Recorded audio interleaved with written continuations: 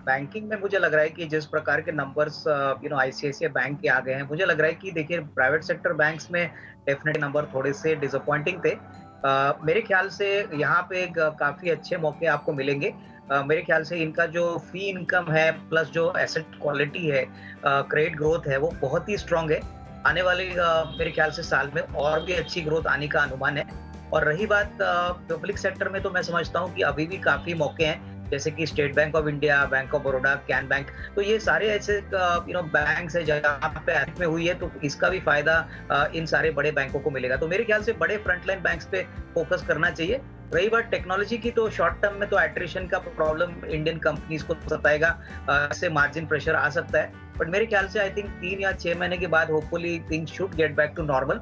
और यहाँ पे हमको लग रहा है कि टीसीएस, इन्फोसिस, एचसीएल टेक, इन्होंने जो नंबर्स दिखाए हैं काफी स्ट्रांग है। इनफैक्ट कमेंट्रीज भी बहुत good time to accumulate IT companies, क्योंकि डॉलर बढ़ रहा है, डॉलर इंडेक्स बढ़ रहा है, तो ऑब्वियसली अप्रिशिएटिंग डॉलर और वीक रूपी का कॉम्बिनेशन भी इन कंपनीज को काफी फायदेमंद रहेगा।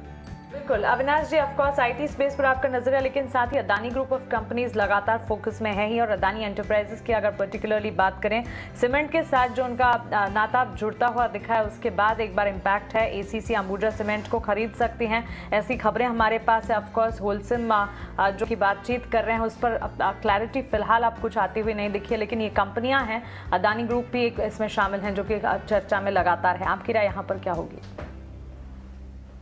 देखिए, मुझे लग रहा है कि अडानी ग्रुप कंपनीज में फ्रैंकली जिस प्रकार की रैली इन स्टॉक्स में हो रही है, यहाँ पे कोई टेक्निकल या फंडामेंटल एनालिस्ट इसको बराबर पढ़ नहीं सका है।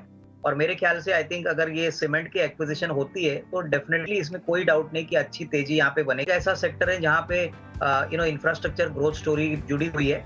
तो ऑलरेडी मेरे ख्याल से जिस प्रकार का बिजनेस ये मॉडल चलाते हैं, पावर है, पावर ट्रांसमिशन है, पोर्ट्स है, तो ये इनके लिए बहुत अच्छा एसेट लॉन्ग टर्म में प्रूव होगा। शॉर्ट टर्म में स्टॉक बढ़ सकता है, उसके बाद कौन सी प्राइस पे ये वैल्यूएशन पे लेते हैं वो देखना पड़ेगा, क्योंकि उसके बाद ही इस स्टॉक में रिस्क रिवॉर्ड आपको पता चलेगा, जो मीडियम टर्म इनको अर्निंग रहेगी।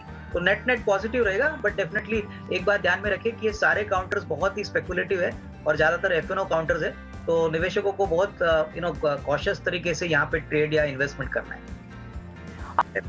बिल्कुल, इनफैक्ट अजय, ये जो आईपीओ है काफी यूनिक है और इसमें चाइल्ड केयर को लेके इनका नीश सेगमेंट है। करीबन 14 हॉस्पिटल्स में इनका नेटवर्क चलता है और अभी एक्सपेंशन के लिए पैसे जुटा रहे हैं, थोड़ा बहुत ओएफएस है। तो मेरे ख्याल से जिनको लंबी अवधि के लिए निवेश करना है, डेफिनेटली एक अच्छी अपॉर्चुनिटी है। मैंने आज ही एंकर बुक देखा है, बड़े नाम यहाँ पे ऑलरेडी एंकर बुक के लिए अप्लाई है, तो एपेटाइट काफी अच्छा और एक तरह से लिस्टिंग आगे कंपनी के नंबर्स आएंगे, कमेंट्री आएगी, इस बार शायद और डायरेक्शनल बूस्ट स्टॉक को मिलेगा। अविनाश, पीएसयूज में आपको क्या अच्छा लगता है? Defence PSUs, PSU banks, metal PSUs, या इस कॉनकॉर तरह कुछ स्ट्रेटेजिक? देखिए, मेटल पीएसयूज में मुझे लग रहा है कि क्लियरली हमको लग रहा है कि जो एनएमडीसी है वहाँ पे अच्छी वैल्यू पे स्टॉक चल रहा है। इनफैक्ट यहाँ पे डीमर्जर होने वाला है स्टील कंपनी और आयरन ओर कंपनी का, तो ये डेफिनेटली काफी स्ट्रॉन्ग ट्रिगर है जो आने वाले दिनों में शेयर होल्डर्स को रिवॉर्ड करेगा। रही बात बैंक्स में, तो हमको अभी भी एसबीआई पसंद है, हालांकि स्टॉक जल्दी मीटर्स पे होपफुली नंबर्स काफी अच्छे रहेंगे। और डिफेंस में हमारी जो पसंद की स्टॉक है वो भारत डायनामिक्स है। बहुत ही अच्छी ऑर्डर बुक पे ये कंपनी चली है और जो प्रोडक्ट ये बनाते हैं, एयर टू सरफेस मिसाइल, टॉर्पेडोज, यहाँ पे एक्सपोर्ट इंक्वायरीज भी काफी अच्छी है। तो हो सकता है कि यहाँ से भी थोड़ी सी और तेजी नियर टर्म में आए। तो मेरे ख्याल से जब भी मार्केट करेक्ट होता है, तो मेरे ख्याल से भारत डायनामिक्स को एक्यूमुलेट करना चाहिए, काफी अच्छे ग्रोथ प्रोस्पेक्ट से आने वाले। अजय, मुझे लग रहा है कि एचयूएल के नंबर्स की बात करें तो वॉल्यूम ग्रोथ कितना आएगा वो काफी इंपॉर्टेंट रहेगा। और दूसरी बात, मार्जिन प्रेशर काफी सिग्निफिकेंट है। मुझे लग रहा है कि अभी जो हाल ही में पाम ऑयल के कीमतें बढ़ी है, बैन हो चुका है इंडोनेशिया से, इसका असर भी एफएमसीजी कंपनीज स्पेशली लीवर पे आएगा। और जैसे सभी को पता है कि फूड इन्फ्लेशन सबसे टिकी कंपोनेंट हो, तो इसको पास थ्रू करने में काफी दिक्कत रहेगी। तो मुझे लग रहा है कि आज रिजल्ट्स आएंगे, आज 6 बजे कॉन्फ्रेंस कॉल है, मैनेजमेंट की जो कमेंट्री रहेगी specially raw material cost inflation पे, वो बहुत इंपॉर्टेंट रहेगी।